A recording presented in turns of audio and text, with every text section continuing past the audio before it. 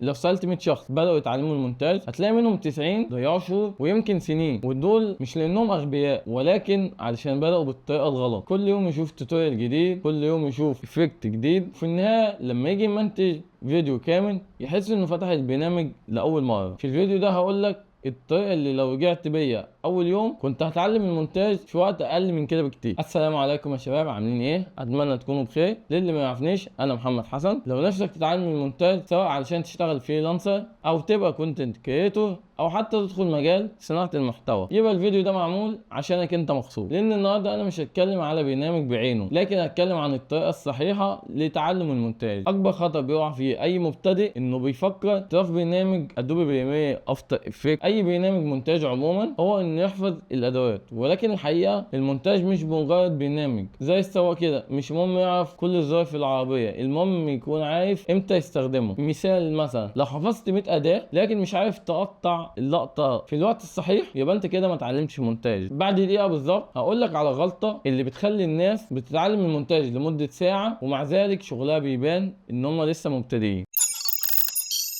تعال نقسمها على مراحل، وعايز اقول لك المرحله الاولى مثلا اتعلم اساسيات زي التايم لاين، كات، الاوديو وكذا من اساسيات، بس ما تفتحش 100 توتوريال. يعني في ناس اللهم صل على النبي عاملين يعني البرنامج كله في فيديو واحد، يعني تلاقي الفيديو كله عباره عن اسرار وخبايا واساسيات البرنامج. فانت ممكن تتفرج على الفيديوهات دي اللي هو فيديو واحد يلم لك البرنامج كله. صدقني 80% من الفيديوهات اللي على اليوتيوب معموله بالادوات البسيطه دي. تعالى مثلا على فيديوهات عمليه، عندك فيديوهات كتير مش ناجحه لان فيها 1000 ترانزيشن او 1000 افكت وهكذا، ولكن اللي منجحه انه معمول بمونتاج ما يخليش عينك تبعد عن الفيديو. ابدأ تنفيذ مشروع مش تتفرج. اعمل فيديو سفر، ريلز، اعلان، فلوجات، فيديو يوتيوب. كل مشروع هيعلمك اكتر من 30 توتوريال، لان طبعا انت كل ما تيجي تعمل فيديو هتلاقي نقطة مثلا انت محتاج تعملها، النقطة دي هتخليك ان انت تروح تعمل فيديو، مش ان انت تتفرج على الفيديو وبعد كده تطبق. لا، انت وانت بتطبق هتحتاج نقطة، فوانت بتطبق هتلاقي نفسك اساسا الاداة او مثلا التكنيك بتاع الجزئية يعني اللي انت هتتعلمها ثبتت عندك لان انت طبقتها بنفسك، عكس ان انت تسمعها وتقول انا هبقى اطبقها في فيديو. صدقني هترجع لها تاني وهتنسى اتعملت ازاي. بعد شوية هقول لك السر اللي خلى ناس تتعلم المونتاج اسرع ب5 مرات من الناس اللي خدت كورسات كتير. اي فيديو تسمعه اسال نفسك ليه القطعه دي حصلت هنا، ليه المزيكا وقفت، ليه الزوم حصل في المنطقه دي بالذات وهكذا، ليه استخدم المؤثر ده في النقطة دي بالذات وهكذا. اسأل نفسك الأسئلة دي، مش تقلد الفيديو، قلد طريقة التفكير بتاعت الفيديو. يعني المونتاج اللي عمل الفيديو انت هتقلد تفكيره في المونتاج. يعني تعالى اقول لك نعمل تحدي، اختار فيديو مدته دقيقة واحدة بس واعمل مونتاج بنفس الإحساس بتاع المونتاج اللي انت بتتفرج عليه. يعني ناس كتير بتركز على الصورة لكن الصوت هو نص المونتاج. اتعلم ساوند افكت، ووش، امباكت ميوزك، فويس كلينر، اللي هي الحاجات الخاصة بالصوت يعني في المونتاج. ممكن صوت كويس ينقذ فيديو يعني متوسط في المونتاج، لكن صورة ممتازة بصوت وحش هتخلي المشاهد يقفل الفيديو على طول. وهنا لسه فاضل اهم جزء، وده السبب الحقيقي اللي بيخلي المحترفين يطوروا مستواهم بسرعة، وهو الفيدباك. كل فيديو تعمله اسأل نفسك فين المشاهد ممكن يمل، فين اللقطة الطويلة، فين الموسيقى اللي هي ضعيفة شوية، فين الإيقاع البطيء. ولو حد انتقد شغلك ما تزعلش، دي أسرع طريقة أصلا للاحتراف.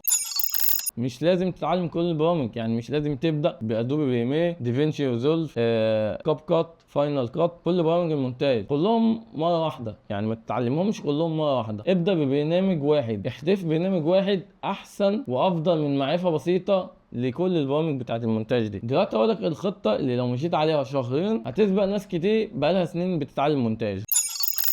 والاخير كمان في الفيديو احنا هنقسمها زي ما قلت لك.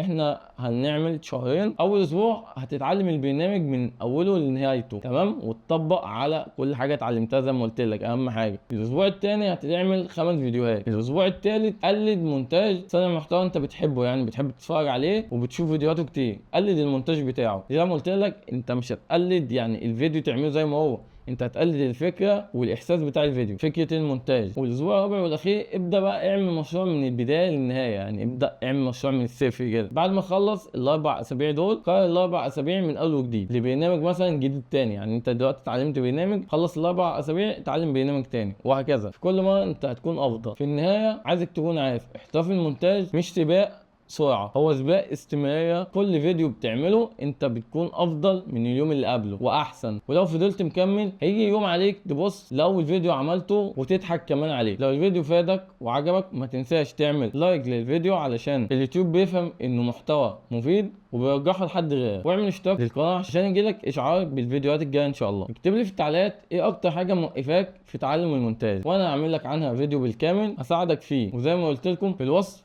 او التعليقات في جروب خاص بالقناه تقدر تتكلم فيه وتبعت اللي انت عايزه سواء شغل او استفسار. واشوفكم على خير الحلقه الجايه.